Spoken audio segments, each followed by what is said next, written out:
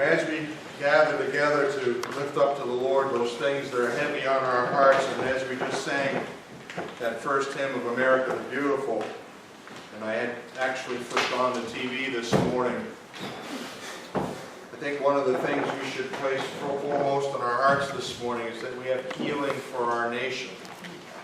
For those of you who did watch the news this morning, yesterday was a violent day in Charlotte, South Carolina. And we have way too much division in our country today, and we need healing.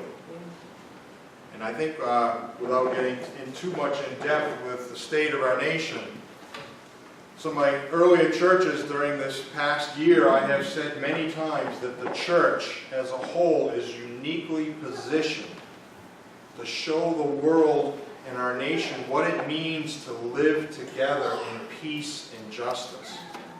If we polled this congregation to see what the differing views were politically, religiously, or whatever, we would cover the entire spectrum.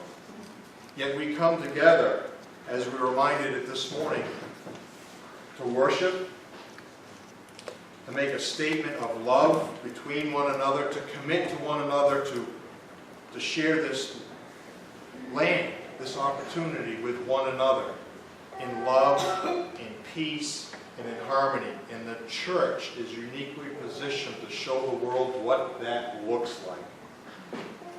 I had a friend who once said, if the church can't get along and figure it out, how can we expect the world around us to do so?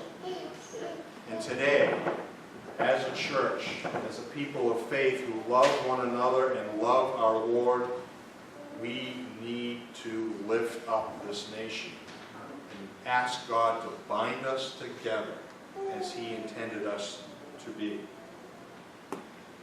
I have a couple other prayer requests that have come up this week. Cindy Hanford, as many of you know, has been up to Dartmouth-Hitchcock. She is recovering.